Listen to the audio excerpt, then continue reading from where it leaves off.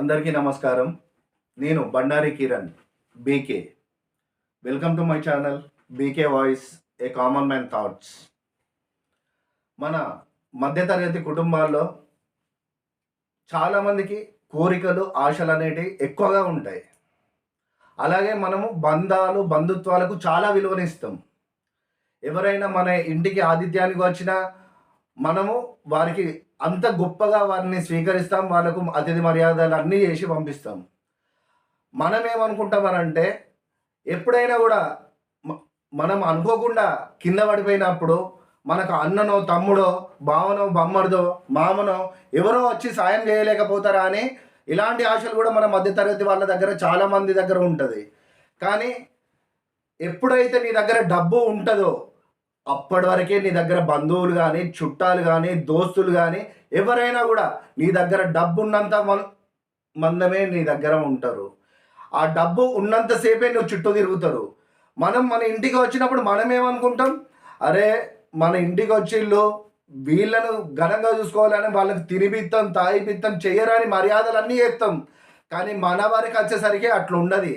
ఎందుకంటే ఒక్కసారి మన దగ్గర డబ్బు లేదని తెలిసిందనుకో, మనం కష్టాలలో ఉండి హాస్పిటల్లో ఉంటే కనీసం ఎలా ఉన్నారని కూడా ఒక్కరు కూడా నీకు ఫోన్ చేయరు. ఒక్కటి గుర్తుపెట్టుకోండి, ఖచ్చితంగా మన కోసం ఎవరో ఏదో చేస్తారని ఆశలు పెట్టుకోవడం మానేయండి. ఎందుకంటే ఏదైతే మనం కష్టపడి పని చేసుకుంటూ బతుకుతామో అదే మనకు జీవితాన్ని ఇస్తుంది, అదే మనకు సాయం చేస్తుంది.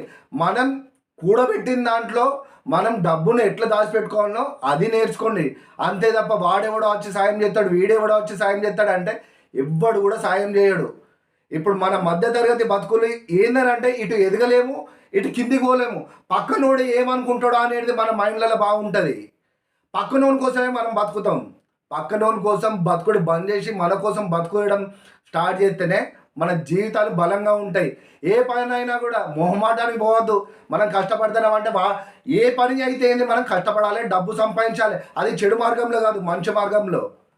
వాడేమనుకుంటాడో వీడేమనుకుంటాడో అనేది బంద్ చేసి మీ జీవితాన్ని ఎలా గొప్పగా మలుచుకోవాలనేది ఆలోచించండి. మళ్ళీ ఒకసారి చెప్తానా, ఎవ్వరు కూడా నువ్వు కష్టాల్లో ఉన్నప్పుడు నీకు సాయం చేయరు. ఏదైతే నువ్వు అనుకునే కష్టపడి చేసుకొని సంపాదించుకుంటావో అదే నిన్ను పైకి తెస్తుంది, ఒక ప్రయోజకుని చేస్తుంది. నువ్వు అనుకున్నది సాధించగలుగుతావు. అంతే తప్ప ఒకరి పైన ఆధారపడడం, వాళ్ళు ఏమనుకుంటారో వీళ్ళు ఏమనుకుంటారో అని వాళ్ళ కోసం బతుకుడు బంద్ చేసి మన కోసం బ్రతకడం మొదలు పెడితేనే మన జీవితాలు బాగుపడతాయి. ఇది ఒక్కటి మీరు గమనించుకోవాలి. తప్పకుండా కూడా మీరు అందరు గమనించుకోవాల్సిన విషయం.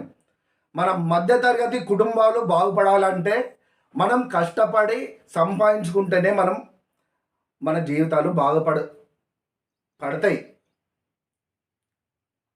ఇది ఎందుకు చెప్తున్నా, మీ అందరు కూడా ఒకసారి ఈ వీడియో చూస్తే మీకు కూడా అర్థం కావాలి. ఏందనంటే దాదాపు ఇది సగం మంది ఈ వీడియో చూసే దాంట్లో సగం మంది ఫేస్ చేసి ఉంటారు. నీ దగ్గర డబ్బు ఉన్నప్పుడు నీతో మనుషులు ఎలా విలువనిస్తారు, డబ్బు లేనప్పుడు ఎలా విలువనిస్తారు అనేది మీరు గమనించుకోవాలి. దేనికైనా మన దగ్గర డబ్బు ఉంటేనే మనకు విలువనిస్తున్నారు. కాబట్టి మనము అది ఏ పని అనేది కాదు, చెడు మార్గంలో సంపాదించుకుంటే చాలు.